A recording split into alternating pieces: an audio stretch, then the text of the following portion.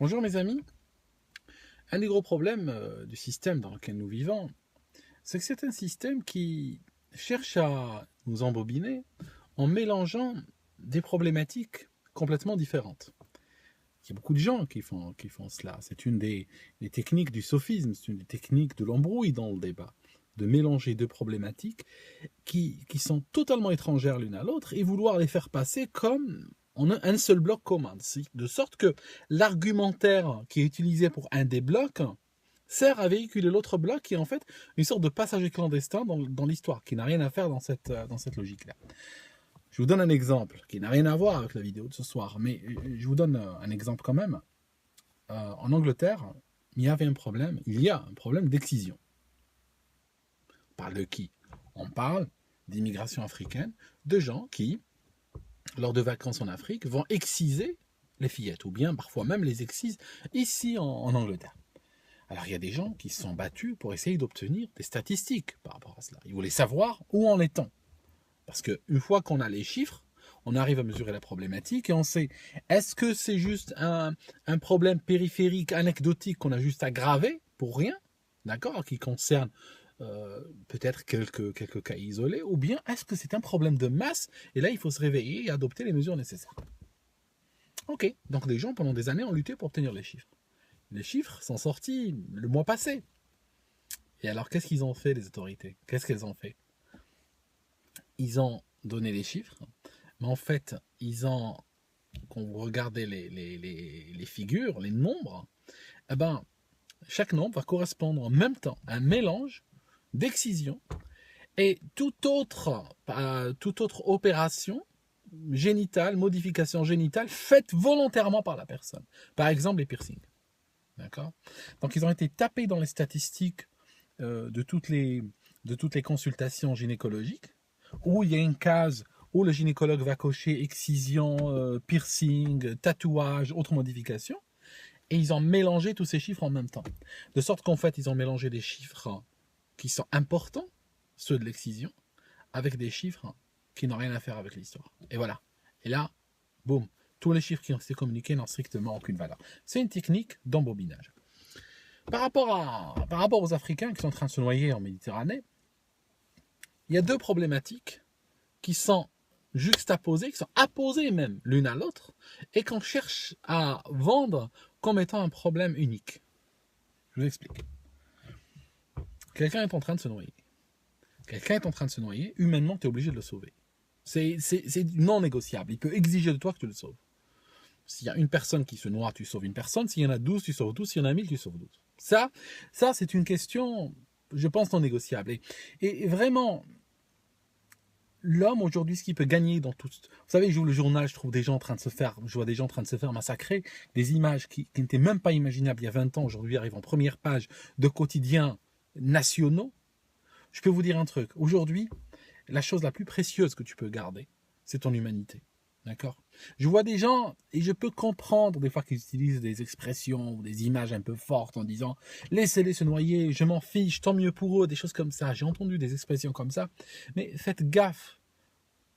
Vous savez, vous ne savez pas si ces gens vont arriver chez vous ou pas, s'ils vont vous agresser ou pas, si vous allez payer par vos impôts pour eux ou pas.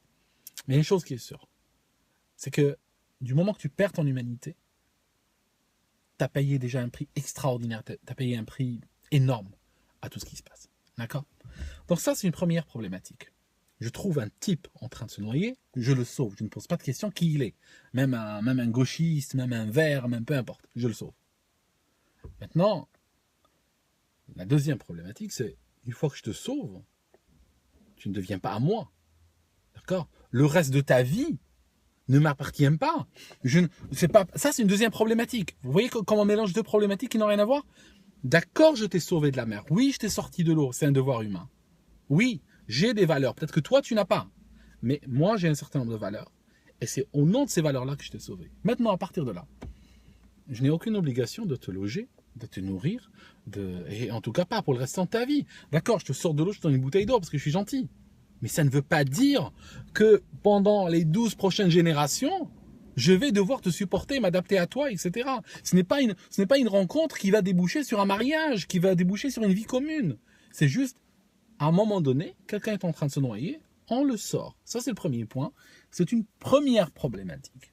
Mais ce qui dérange avec ce qui se passe, c'est pas le fait que des gens soient secourus. C'est pas que la marine réponde à un appel de détresse, même s'il est abusif, même si la personne s'est mise en détresse exprès et tout. Ce n'est pas la question.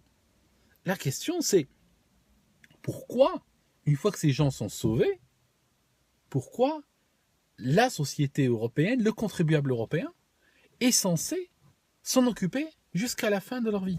Ça, c'est le problème. Et s'occuper de leurs enfants et de leurs arrière-petits-enfants, etc. Donc ça, c'est vrai que ça devient le gros problème. Et en fait, le système cherche à vendre ces deux questions comme un packaging unique, en fait, sous un packaging unique, comme quoi c'est la même chose. D'accord ? Je suis en train de lire un livre que j'ai acheté la semaine dernière. C'est le livre de Bernard Lugan. D'accord ? Donc j'ai acheté ce livre. Hein. Je ne l'ai pas obtenu gratuitement et l'auteur ne m'a pas demandé de le citer dans la vidéo. Juste car j'en parle parce qu'il y a des gens qui ont un mauvais esprit. J'aime beaucoup ce livre, il est très, très didactique. Il y a des cartes. Et je peux vous dire que je suis ahuri par le nombre de conflits qui sont en train soit de se passer maintenant en Afrique, soit les conflits qui sont en préparation. D'accord ? Et je peux vous assurer, même si 30% des conflits cités là, soit vont se déclarer, soit vont augmenter en intensité, ce n'est pas 1,5 million que vous allez avoir, hein, comme disent certains, c'est pas 1,5 million de migrants que vous allez avoir, mais on parlera plutôt en dizaines de millions. Et à ce moment-là, je ne sais pas comment il va falloir faire. Là, l'Union européenne est en train de dire qu'ils ne pourront pas attaquer les causes profondes. Et pour cause, hein, les causes profondes, ça fait un peu trop longtemps qu'elles sont en place. Elles ont été aggravées par la politique aussi des pays européens. Vous savez, ces pays africains, ils sont souvent dans un équilibre très précaire. Et il y a des gens, des bien-pensants, des universalistes, comme les appelle Bernard Lugan, qui vont vouloir aller appliquer leurs recettes en Afrique. C'est un esprit, du côté africain, c'est perçu comme un esprit colonisateur. Ça signifie, c'est le colon, c'est quelqu'un qui vient de loin, qui n'arrive pas à imaginer pourquoi tu ne vis pas comme lui, ou pourquoi tu ne fais pas dans ta société les choix que lui a fait dans sa société. Et donc, qu'est-ce qu'ils arrivent ? Ils arrivent foutre la merde, comme on dit. C'est comme un petit peu l'équipe Sarkozy, hein, Sarkozy et son équipe, ils ont été faire tomber Kadhafi. Pourtant, Kadhafi permettait de stabiliser, c'est une sorte de gros bouchon, d'accord, au nord de l'Afrique, cette Libye. C'est un gros bouchon qui était stable artificiellement, stable par la poigne de Kadhafi, mais Kadhafi parti, voilà le résultat. Le truc aujourd'hui, c'est qu'il est possible que des katibas entières de Boko Haram ou autres montent dans des navires et puis appellent au secours la marine italienne et puis ils débarquent en Italie. Et quand vous aurez... Parce que, je vous explique, moi je suis issu de l'immigration. Quand tu es issu de l'immigration légale, et je peux vous dire même avec l'immigration légale, il y a énormément de problèmes. Mais malgré tout, l'immigration légale, le gars, on a eu son passeport, on a eu son certificat médical, on a eu son casier judiciaire, on a eu pratiquement toute sa vie. Tu dois donner la moindre carte de séjour, tu dois donner une épaisseur comme ça, un dossier épais, j'ai vu des dossiers qui pèsent 1 kilo pour une carte de séjour, pour renouveler une carte de séjour. Donc il y a tout dedans. Donc tu sais, tu connais le pédigré du gars. Mais les gars qui débarquent dans des bateaux, hein, je veux dire, voilà.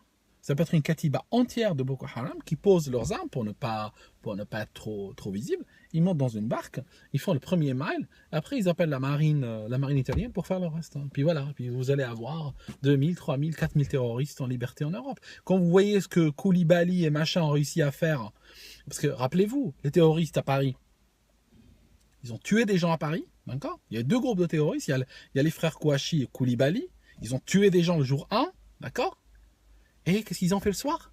Eh bien, ils ont fait qu'on vous aimant. Hein. Ils ont été chez eux, ils sont rentrés chez eux, regarder la télévision. Et ils ont fait quoi le lendemain ? Ils ont repris à la fraîche. Hein. Ils ont repris le lendemain. Et avec toute la police de France, derrière 3 gars, eh ben, ces 3 gars sont arrangés pour commettre des attentats terroristes ou pas dans un lieu perdu, au centre de Paris.